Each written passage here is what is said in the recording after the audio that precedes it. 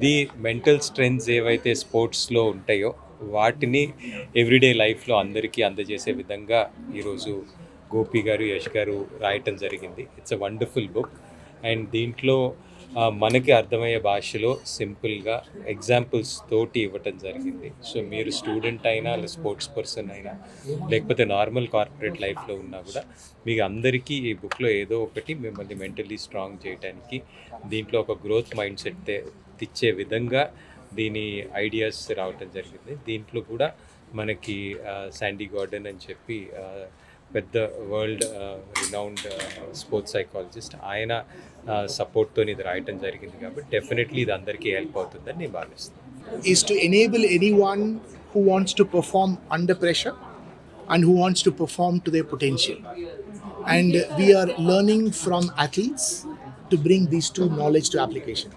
So we've been studying elite athletes, how they deal with pressure, how do they perform well. And this book applies to anyone who's delivering performance, be it a school student, be it a college student, be it a corporate worker, be it a CXO, be it an athlete. All of us go through pressure. All of us want to perform to their best. So this book is a very easy guide for you to go through 12 chapters and understand what does it take to deliver performance at all times, and above all, enjoy performance. That's the book is all about. Mr. Gopinathan, Ritu garu, Dr. Sandy Gordon తో ఈ పుస్తకం రాశారు. The winner spirit అంటే ఎలా బ్రతుకులో ఏమైనా సాధించాలంటే చాలా కష్టపడి సాధించాలి, but we shouldn't give up in the middle. మధ్యన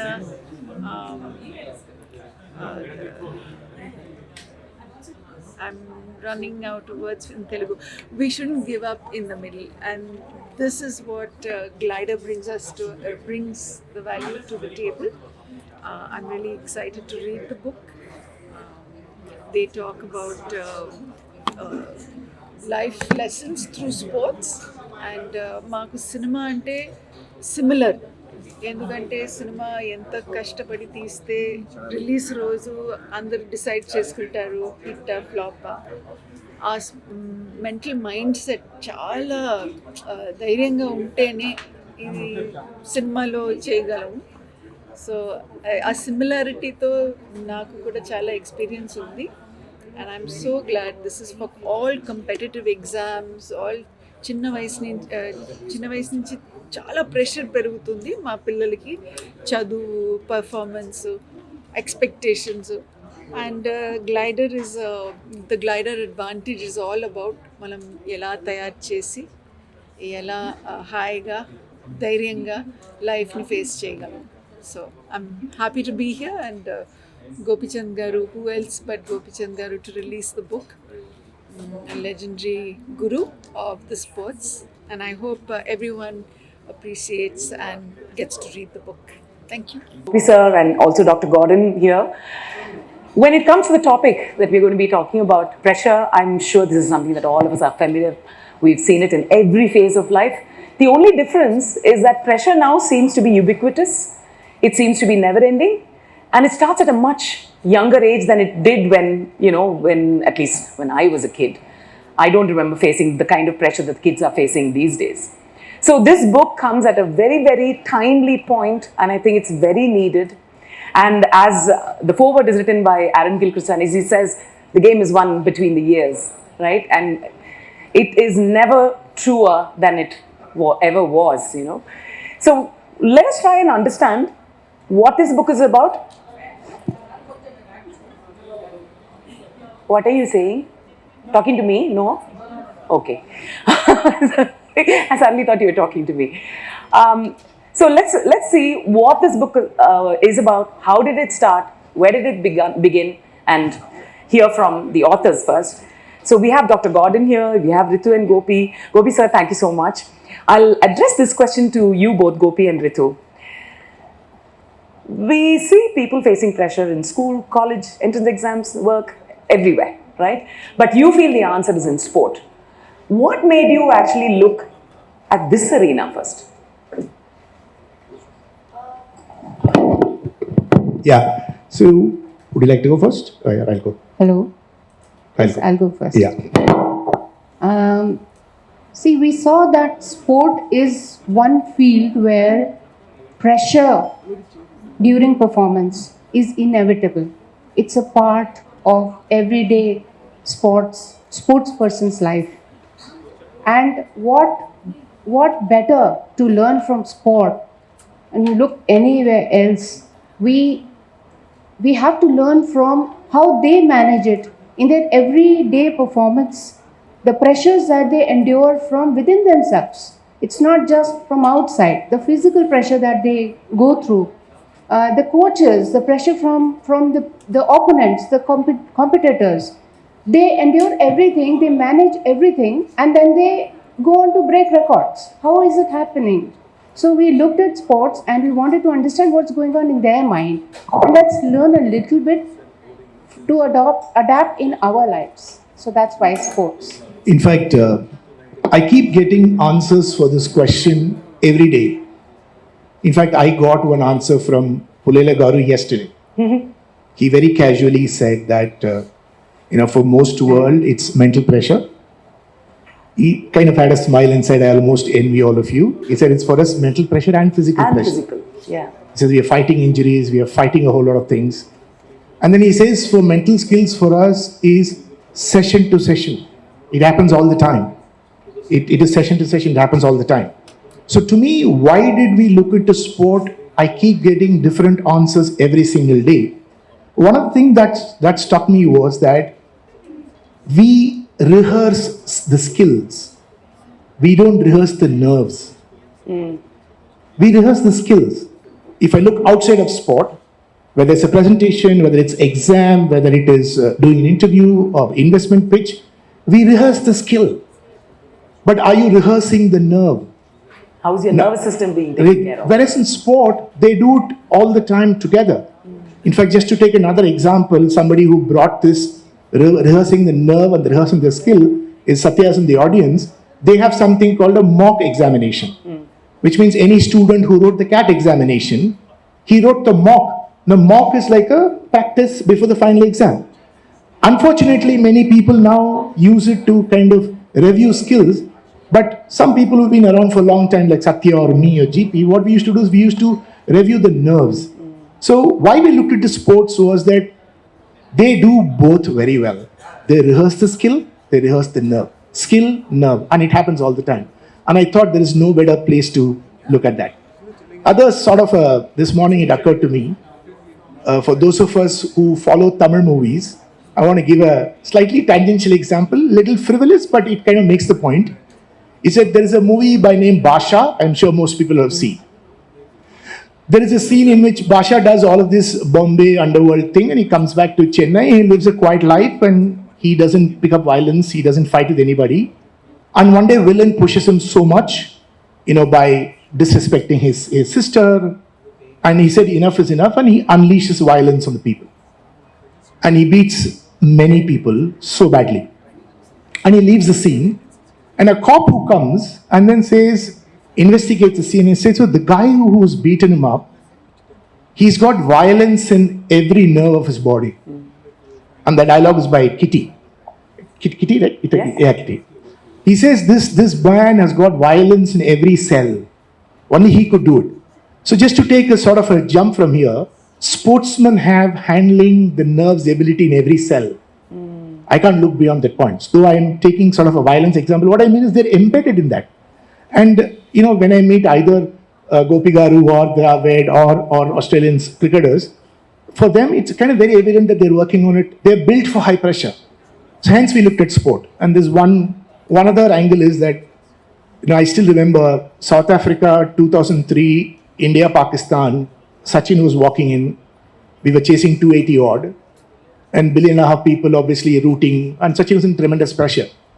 And I remember the next day I had a session in a Satyabama college in Chennai, and I was telling them that, we will never play a semi-final of a World Cup. But that does not mean that you don't have that moment in your life. You have that moment in your life when you go for an interview, that you're a Sachin going, same kind of thing. Yeah. So it's not out there. I don't want to make it justified. For each one of us here, I've been there. In fact, yesterday when I was meeting Pullela Garu and I was explaining a bit, I had to kind of tell him what I think, what I do in 2 minutes. So I am under pressure. So I was a Sachin walking into South Africa. So these are, it's a very long answer for a 2-mark question. Bear with me. So that's So the. like 2 mark, I'll give a half mark again in addition to it, because it's the same process that I go through when I come here to monitor the panel discussion, right? I am still under pressure because I want to make sure everybody gets a chance to talk and that I remember what I need to cover. So I think it's so common that we see it everywhere. A point that you make, which is very, very interesting, is that they train their nerves as well as their skill. Implicit in that is the understanding that they get what pressure is. But do they really get what pressure is? Or do they really get what pressure is? Or have they misunderstood it? I think Dr. Gordon would be the right person to give his insight. Dr. Gordon, you have in 30 years been with all world-class athletes. What is it about pressure that people get wrong, including athletes? What they get wrong is they start to focus almost immediately on the outcome and instead of the process. So what the best athletes do, the best coaches do in sport is they manage to not give any circumstances the power to distract them from that critical sense of focus on. Yes, we can hear you, Dr. Gordon. Still there? Yes, we can hear you. We can hear you. We can hear you. Okay, all right. So I think what I've observed is that in psychological terms is the best athletes, whether it's taught or caught, is the ability to not get too self-aware and not get too other-aware, but to get and stay task-aware, focus on what they have to do. It's a question I ask my clients all the time, is to repeat to themselves, what's important right now? What do I need to do right now? I think that I think distinguishes the consistently competitive athlete from the less competitive and less consistent athlete. And I think the prize that, or the saying that came from LeBron James was, keep focusing on the process, not the prize. Apologies if you hear my printer going, it's my daughter printing out something. So I think that that's what distinguishes athletes who handle pressure pretty well. It's a very interesting point that I hear. It looks like self-awareness is like a bell curve. Your performance keeps rising, then you become too self-aware, too task-aware, and then it starts dropping. That's what I seem to get from that. Would you agree, Gopi sir, that in this journey, as Dr. Gordon said, being too self-aware can be a double-edged sword? Well, I think first of all, I think it's a great book. It's a topic which is very important, very relevant, and sport, as Gopi said rightly, we deal with it day in and day out, and there's nothing about failure which we don't know. But I think to deal with it from a young age, I think, and unless people handle or know how to cope with it, pressure and failure, they can't eventually win, because it's a long process of failure and pressure before you win. Yeah. And unless you cope with it, you're not going to be there. That's one of the things. Yeah. I think if there's a 16-year-old Sachin, if you ask him to articulate what he feels, he may, or a Vaibhav Suryavanshi today may not. So some people inherently have a certain inborn balance, which is pretty high. But everybody can work to it, is the one point. True. I was one who was not born with it. I had to work my way. And for me, exercises of self-awareness helped. A Yog Nidra helped for me a lot of times. Meditation and yoga helped me a lot. And to be aware of the task is something Dr. Gordon has said is something which is so important. Crucial, isn't it? Yeah. But at that highest moment, if a thought comes in about what happens afterwards, whether it's the celebration or whether it's the failure, I think it distracts you away from what is going to happen. So on the process, I would say focus is something which is very important. Yes. And your leakages of focus, where you set up a goal and you keep getting distracted, is leakages of focus. You want to do the task properly. Correct. And you're starting to think about winning or losing, is leakages of attention. I think for me, these are two very critical things, whether it's leakages of attention or leakages of the goal, which are important. So Yeah. I it's a wish very I had important done this before the book. This is Yeah, a beautiful it's a phrase. beautiful point, Leakage no? of attention. And we need to plug those leaks. Yeah, so everything that is spoken here belongs to the Glyder Advantage. Leakage of attention. Thank you. So that will come up in the workshops that you are going to do. No, that's so beautiful, because in order to plug the leaks, he's again talking about the mental skills, right? Where he says, okay, this helped me, but then I need to be clear that this is what I need to look at. Look at the task. As Dr. Gordon says, look at the process. Don't look entirely at the outcome and get too stressed, which helps me to nicely segue into what this book is about. So in this book, you say you have 12 mental skills, but as far as I understand it, it's like a superset. Mental skills are a superset, and we all pick and choose what works. But obviously, there is some reason why you picked only these 12, Yeah. right? So run us through that. Yeah, I'll do my bit and Ritu can do her bit afterward. And Anu, don't use tough words like segue and all that. I don't know what it is. Okay. And also, you said something, ubitikutukut is something you said. I'll understand that later. So the discovery of the 12 skills was not a pursuit in itself. The pursuit in itself was to look at the wall, understand what makes them perform well, and we didn't have a list of skills in mind. So before even meeting Dr. Gordon, we had our own kind of a draft hypothesis. Then Sandy was very generous in offering his training material that he used to give for his coaches. He's done a number of workshops for building capacity for coaches, for athletes. So those training material, we had done some pre-work. And then we went and met him. We understood a lot of his patterns on how he's going about solving. Then when we put all of that on the wall, we found something like 8, 9 standing out, screaming for attention. And then all we had to do was name it. And once we name it, we knew everybody knows it. So in a sense that we didn't dive in the deep of the ocean and discover something new.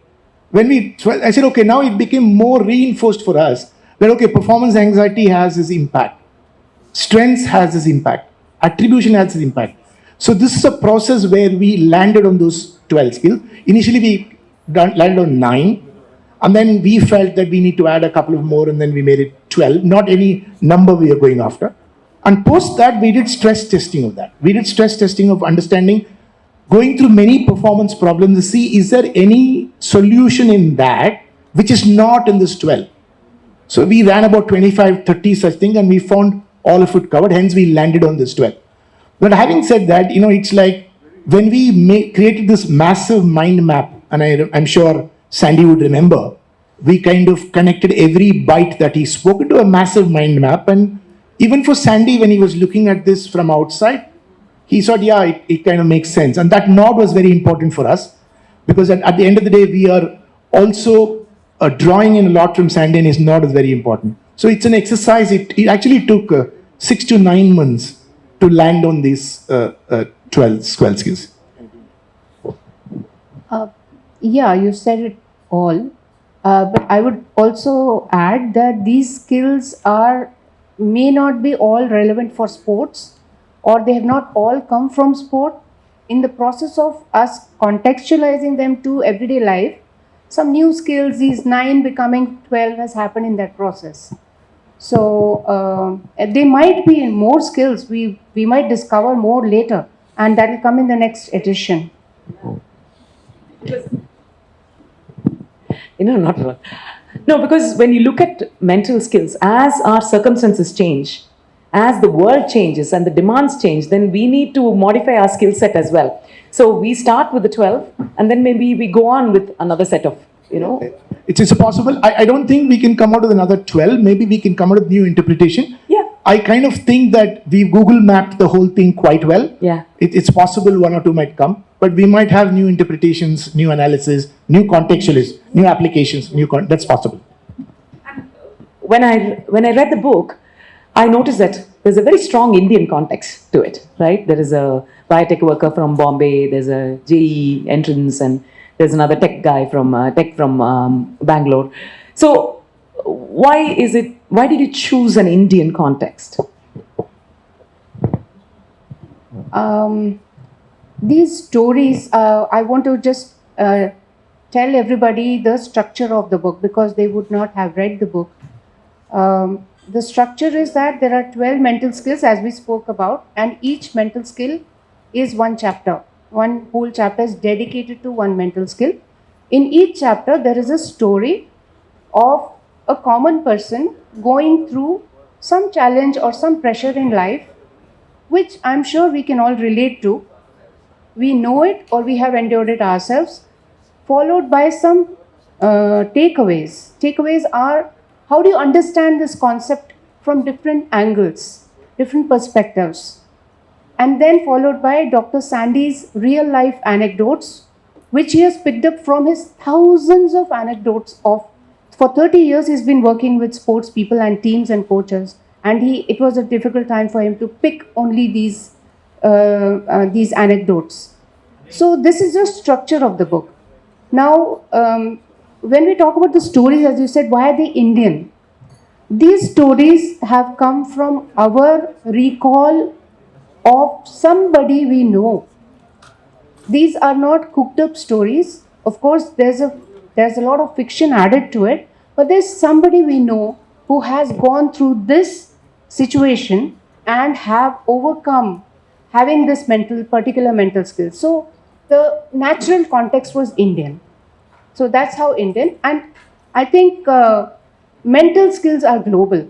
Whatever context you carry, the mental skills or the power to beat pressure is global and universal. One quick disclaimer: any resemblance to real life characters is coincidental. Because Ritu just said it's all we know people. It's purely coincidental. Yeah, because I was going to step in and say one of that story about managing your emotions sounded like you were talking about me. So I want to go back what she said about mental skills being global. I think that's a great point. The science of pressure is universal, but culture is local. When I say culture is local, I need to look at the prism of the pressure through the culture in which we are operating. For example, when I was telling Dr. Sandy Gordon about the entire IIT JEE competition, his jaw dropped. He said, "I'm happy I'm not doing mathematics." So there is a context to India, okay? And I go back and one of my, again, Basha-like example, this actually happened. On one day I watched two movies back to back, a movie called Juno, a Hollywood movie, and a movie called Kya Kehna by Saif Ali Khan and Preeti Zinta and Anupam Kher. I watched it like day one and day two. Now in Kya Kehna, Preeti Zinta is an 18, 19-year-old, goes to college, falls in love, bears a baby out of wedlock. And she comes home and father is hugely upset. Father commits suicide. That's how the movie starts. The next day I was watching Juno. A 14-year-old gets pregnant, comes home, and father wants to know who's the father of this child. He's not going and committing suicide. And his culture is very different. So he's saying, all I want to know is, daughter, who's the boy? That's all it is. So how this actually happened over 2 days I watched it. So culture is so important. The parenting pressure, the neighbor's pressure, the neighbor's son's pressure. There's a whole lot of angle to the Indian context. Hence, when you deliver the skill through that context, ability to relate becomes much more. So it's almost like at some point of time we felt this book is actually sort of a training without the trainer. So we said, okay, if we're training, we will just write the story and leave it. Hence, the story had to be important that I ground it in the JE context, and the biotech context, and the emotional regulation context. And look, he pointed at me in the emotional regulation context. You've just kind of let the cat out of the bag.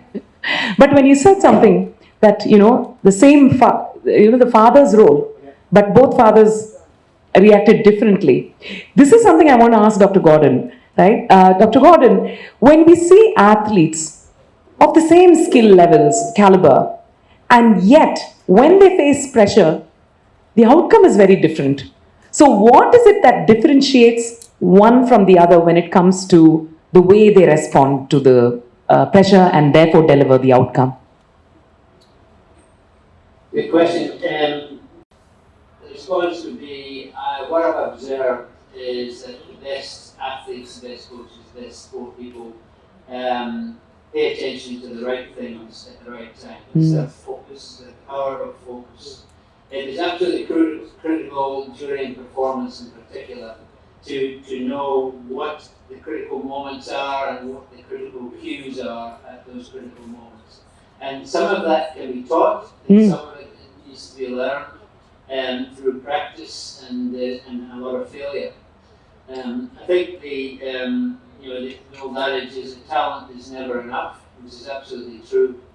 But it's easy to be good at something, but to get to great, there are a few steps you need to make. And one of them is understanding through simulation of pressure what's important at critical moments and what are those critical cues. So I think the ability to handle distraction and the potential that has on actual outcomes, the ability to not be distracted or be distracted but know how to cope with it is a mental skill area all of its own. So then this mental skill, Dr. Gordon, is it something that can be genuinely trained, or is it something that is inherent in a person? Absolutely. Just yesterday I was working with 5 netball shooters in Perth, and the coach was very interested in helping them develop imagery and at the point of shooting the ball. And so I asked the ladies, right, what are you paying attention to when you're just about to shoot? And I got 5 different answers. These women are 80% shooters and very, very good shooters, but they all focus on the rim or the back of the rim or the space on top of, and the coach fell off her chair. She was I'm saying, what's happening here? I thought it would be that there is a right answer, and I said there's not a right answer for everybody. Yeah. And it's highly individual. So I think it has to be learned. It can be learned, but it needs to be given time to learn. Sometimes coaches don't let that time appear on the schedule. You've got to do this, you've got to do that. You need just like the other physical skills, technical skills, you need to set time aside in a coaching session to work on the mental side of that. And all it takes is just change the focus of the narrative of the drill that you've got from a physical thing or a technical thing to a mental thing. So look at, see yourself. Those types of narratives need to be brought into the coaching realm, and the good coaches do that. Yeah, and it's very reassuring to hear you say that, because immediately I was able to relate it to other situations in life where we feel helpless, we feel distracted, we feel the pressures too much and the focus is slowly drifting away. But to be told that, you can learn this skill through failure, but still learn it, is still very reassuring. Thank you, Dr. Gordon. This I'd like to ask you, Gopi sir. You have been on both sides. You have been performing at the highest level, and then you are coaching athletes to perform at the very same level. At what point in that journey is the physical game more important than the mental game is more important than the physical game? When does it start kind of becoming tricky? No, I think at every level, the mental attitude is very important. To start off, to have to say no to a party, or to eat the right food, or to sleep on time the night before, thinking that I have to practice better tomorrow. Now, that is a mental quality.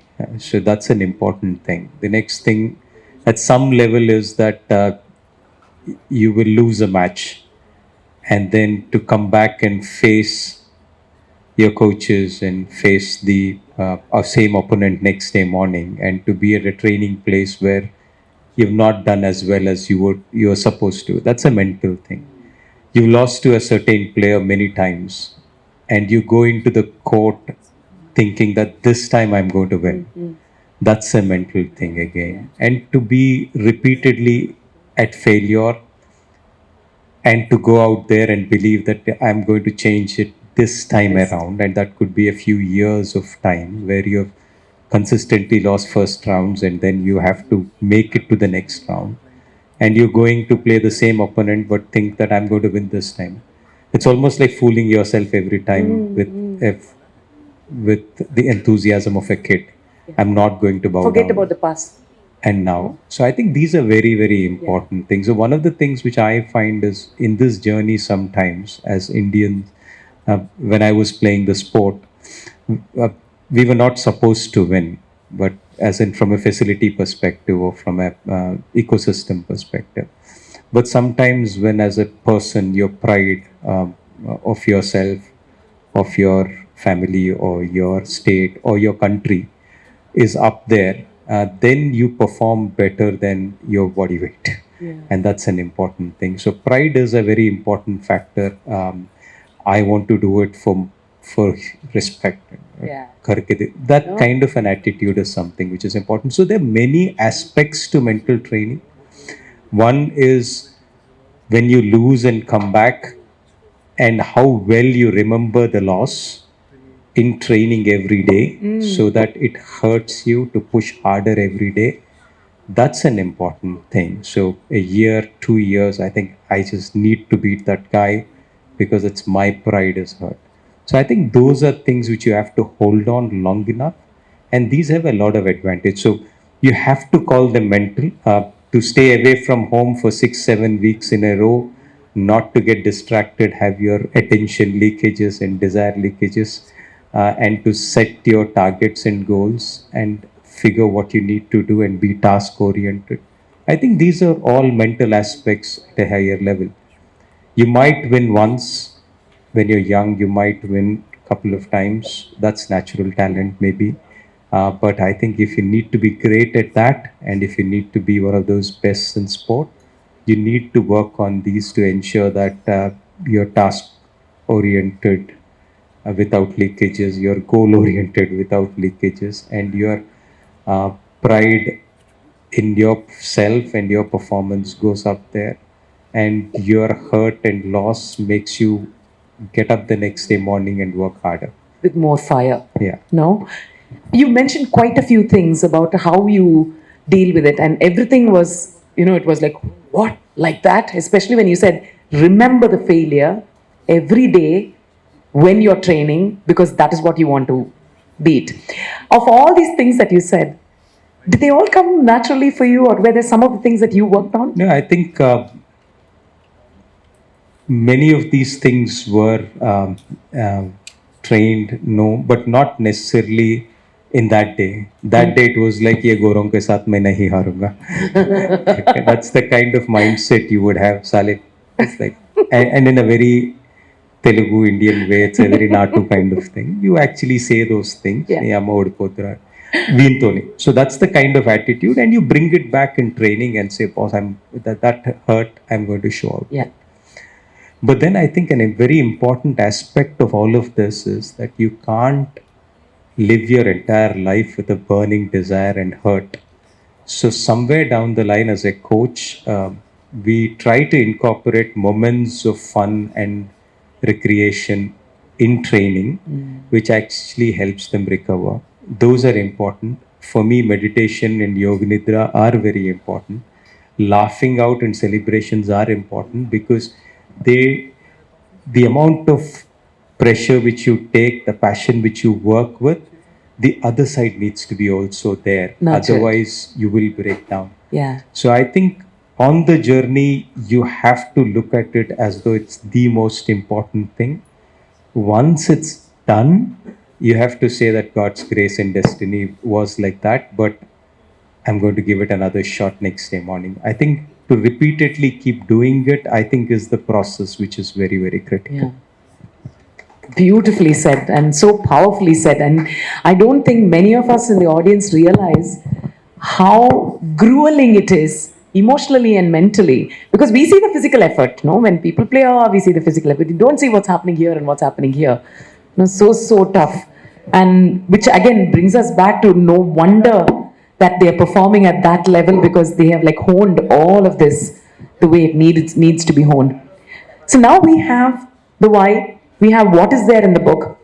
In the audience, we have parents whose children might be going in for an exam. We have young professionals who might be going in for an appraisal or a promotion or target, whatever. And you say this book is for everybody.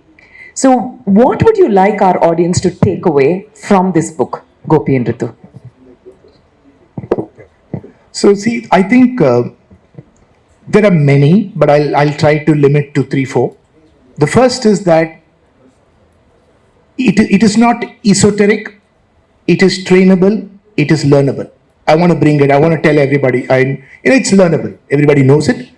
I don't want to romanticize this entire mental toughness. In fact, one of the penny dropping moments when we were writing the book was Dr. Gordon saying that, Gopi, I don't think we should even pursue the word of mental toughness. We need to pursue the word of growth mindset. So he was very clear about it. So the first thing I want to tell the parents and the children that it is trainable, it's crackable. That's number one. Number two, I also want to say that you're not alone. You're not alone at all. In fact, right in his home, his elder brother is a friend of my friend. He cracked IIT JEE, and he, I'm sure, would have had his own pressures when going up. So everybody has gone through it. You're not alone. So the first message is crackable, is not esoteric. Second, you're not alone. And the third, which is to the parents, you prepare them for the exam.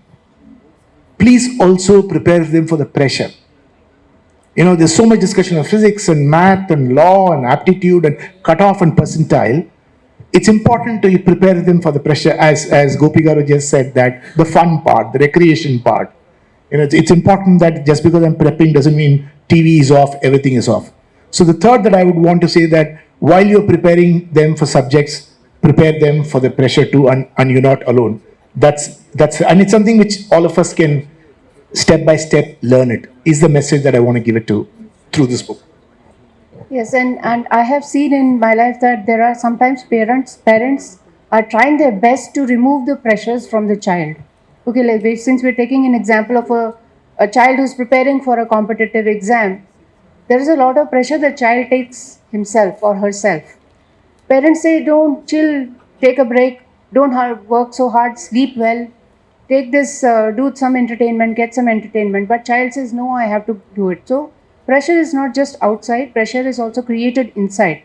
So one takeaway from this book, from my point of view, is that you are responsible. Many times you yourself are responsible for the pressures. So it's in your hands. It's in your hands to remove the pressure that you are creating, at least the ones you are creating. And there are ways to do it. They are easy and simple ways to do it, but it's not a pill that you swallow and next day morning you are all fine. These are things to be practiced. Firstly, these are things to be believed in. That yes, if I do this, I'll be better off the next exam when I write. Once you believe that, practice them. Just follow them religiously and it will work. This is because I have faith from sports. I have seen sports people do it. They are in the field, live, performing under pressure, under the eyes of so many people and still do their best. Why can't we do it in our living rooms? So this is my 2 cents.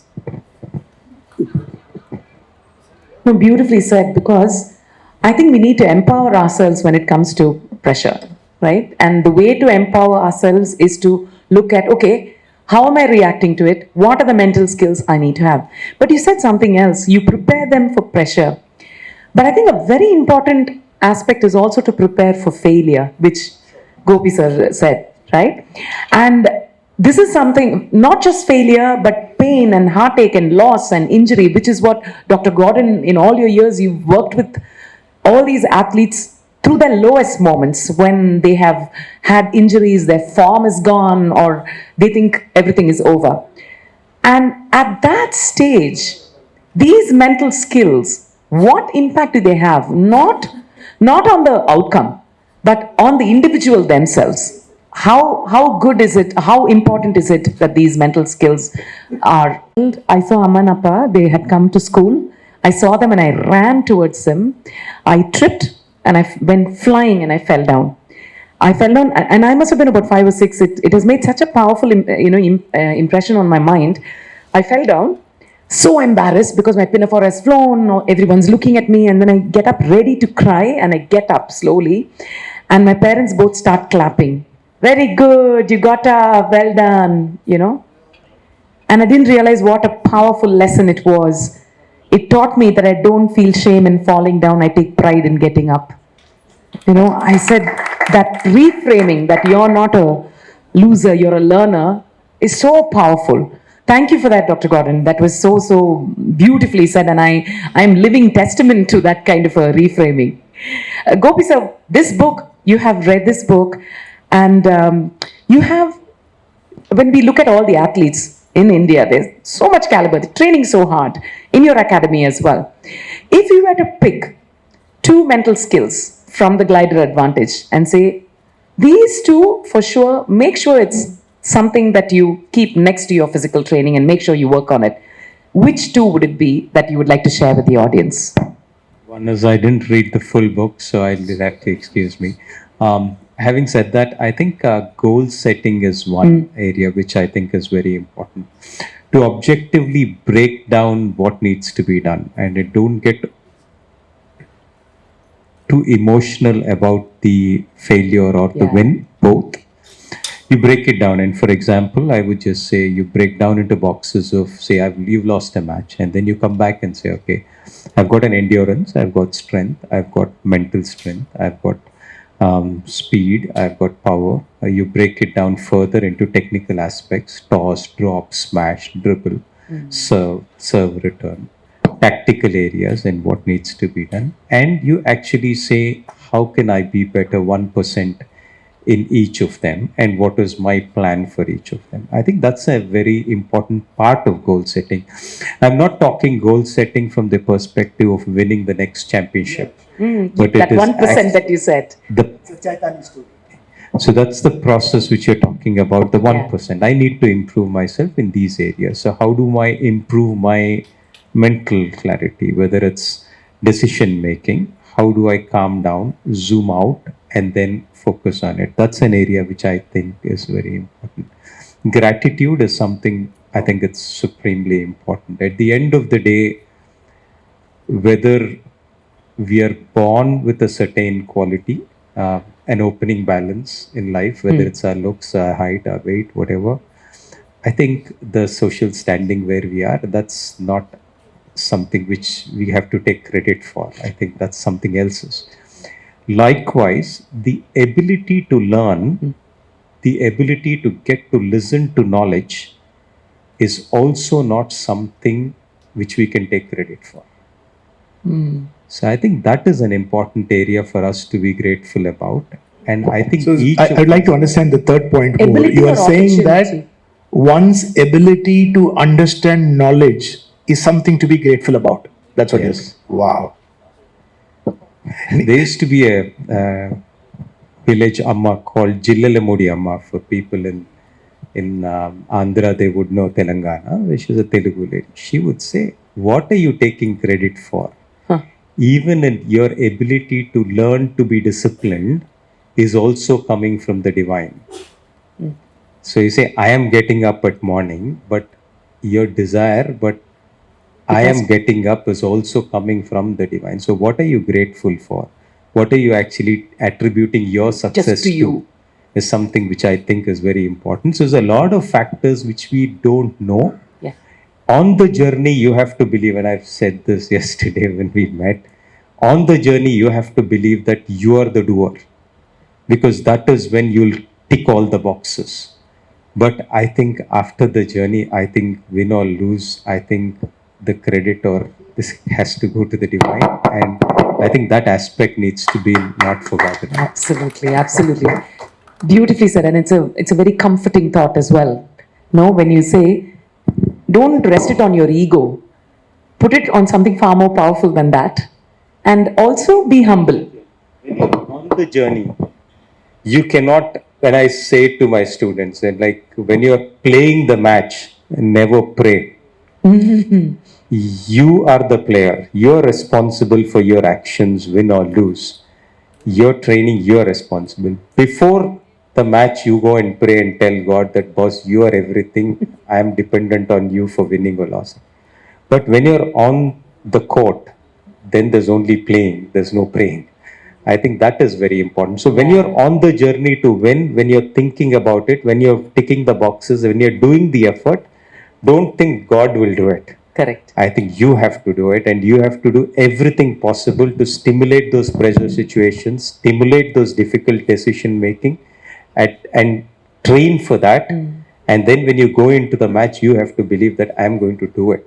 And after the match, I think you can give the credit. In fact, to me, this Gopi Garu's answer just completes a circle. One of our early meeting with Dr. Gordon, and he said that, Gopi, I have lived through the evolution of sports psychology, where Sandy himself was in Scotland and playing football. And he says our coaching doctrine then was rough the guy up, toughen you up, get up and do it and inflict the pain kind of stuff. Now, to what Gopi Garu just said, there's a human, there's a self-compassion. It is changing. In fact, he said, when I started playing out, toughen up, man, don't chicken up, get up, do. That was the psychology. You remember that, Sandy, you shared that story with me about how as a early footballer you were pushed into things. And now coming back to self-compassion and gratitude, how much sports psychology has evolved, Sandy? Any thoughts on that, Sandy?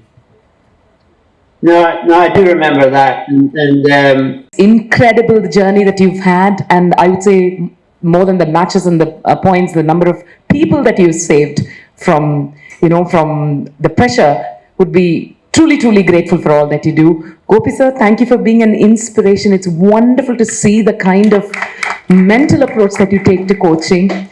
It's so kind and gentle and powerful. Thank you for sharing just a little. I'm sure the people the children and the youngsters in your academy are truly grateful for that.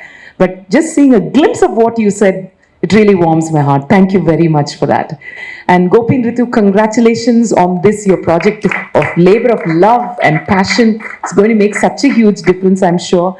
And I'm sure all of you who want to get the book, you know where to get it. It's on myglyder.com. You can find the Kindle version on Amazon. And I hope you will find this book, because when I read the book, what I felt was, it's so simple, but the genius is in the simplicity. I hope you find this as useful and as precious as it's meant to be. Thank you all for being here. Gopi, stage is yours.